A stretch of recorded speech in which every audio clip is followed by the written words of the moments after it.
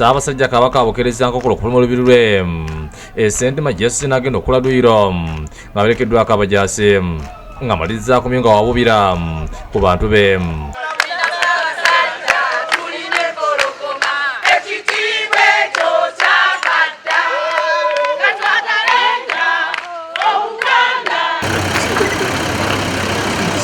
Ku ssaawa Nyamama Nabagirika atuuse ku mbuga Ssentema yegatidde Katikkiro Charles Peter Mayiga ne bayingira mu lubiri era oluvannyuma ne bafuluma ne Ssaabasajja Kabaka.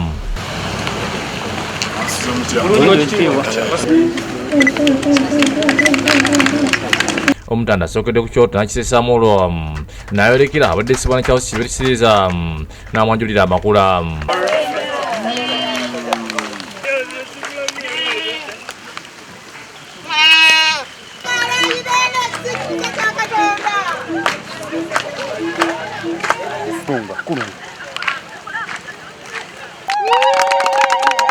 Omutanda asimbudde ku ssaza okwolekera eggombolola Masuuliita abateekeddwa emikolo. Bw'atuuse ku kyalo Kakooga akyamyeko ku masiro ng'asse Kabaka Kimbe era n'ayingira munda abakumi ne bamugabula emmwanyi. Bamusabye okubayambako mu kugaddaabirizibwa ebibiramu egali era n'alagira bakolagane ne Sibwana ne Ssaabalangira agaddaabirizibwe.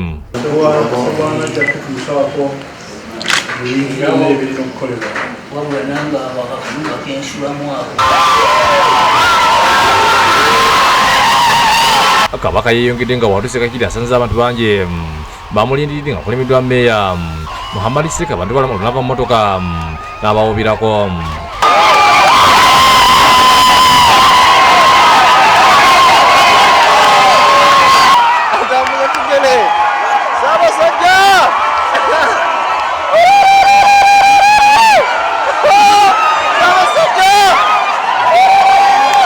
Wano n'abajaasi ba PDF basanyuse olw'okumulabako.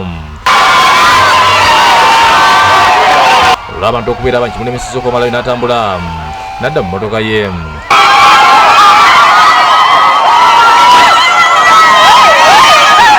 Azzeemu okukivaamu ebusujja ng'asanze beera abantu bangi n'addamu n'ava mu mmotoka nga waliwo n'omuvubuka Swaibu Kawooya amusanyukidde nnyo nga bamuyita omwana wa Muteesa ng'ono amuyise n'ayogerako naye.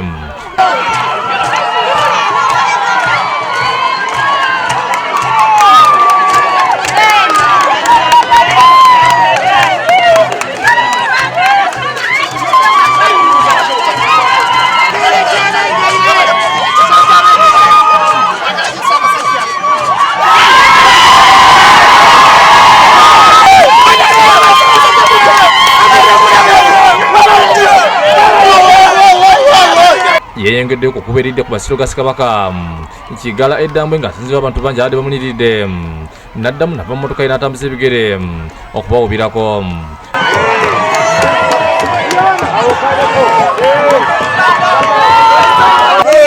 Kabaka waffe tumulabeko empologoma ya Buganda. Kizza Wire Mutebi Sulaiman Wire Mutyaba ebakusakidde eggulu eno Bwabukedde TV.